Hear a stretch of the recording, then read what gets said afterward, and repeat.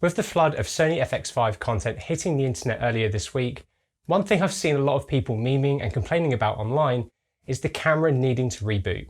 So I've currently got the camera back in and wanted to quickly break down every instance where the camera is going to need a good old reboot. Right, first off, let's talk about switching frame rates.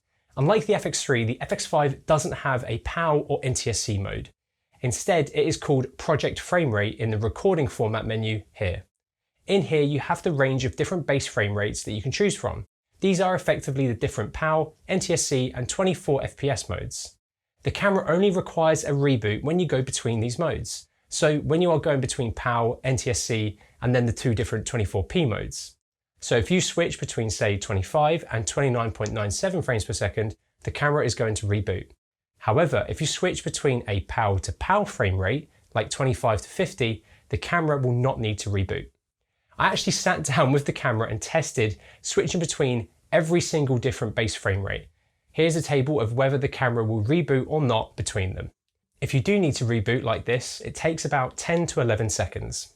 A camera needing to reboot when switching between PAL and NTSC isn't really that uncommon. Even the FX3 still needs to do it. But really, how often do you actually need to go between your different bases like this? If you want to change your frame rate above or below your project frame rate, you can do this by going into your FPS menu and then hitting variable here. This will then allow you to dial in your frame rate above or below your base frame rate, which it will conform to in post as well. But this is limited to XAVC currently. If you want to shoot higher frame rates in XOCN, you will need to switch between the different project frame rates.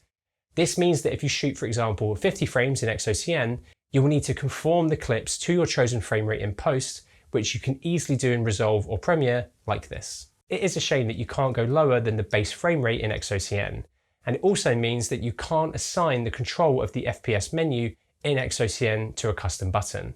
So you have to go into the menu and change your frame rate when you do want to. Whereas in XAVC, you can just use a custom button to quickly get into the FPS menu.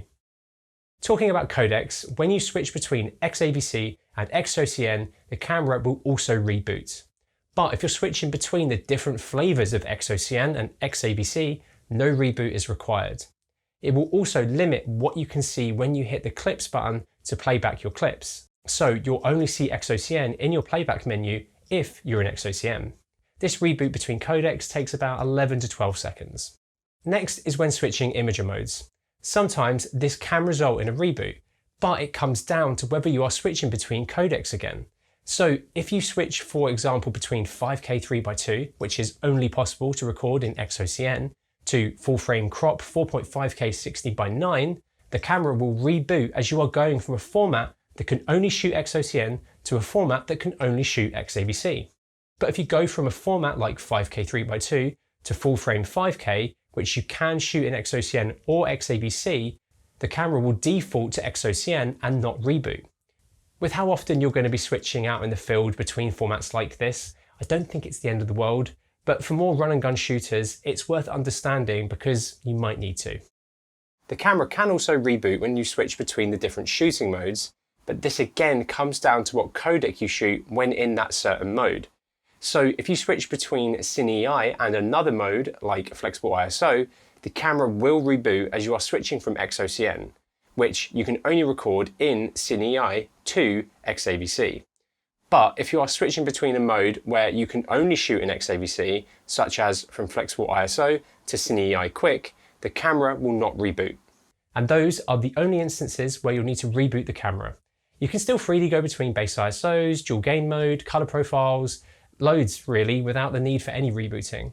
As it's running the modern Sony systems found in the FX6 and such, it's not surprising it's like this. And it's much better than other older Sony Cine cameras that I've used previously. And I'm sure something that people are going to get used to pretty easily. After using the camera a bit more, honestly, there are other things that I'd want to see refined first before this. Let me know in the comments if you want me to make a video talking about what I want to see changed on the FX5. Anyway, this is just a quick video and I'm planning on doing some more FX5 content, so if you have any more questions about it, please let me know in the comments too. And if you see anyone complaining about rebooting on the FX5, please send this video their way. Anyway, thanks for watching and I'll see you in the next one.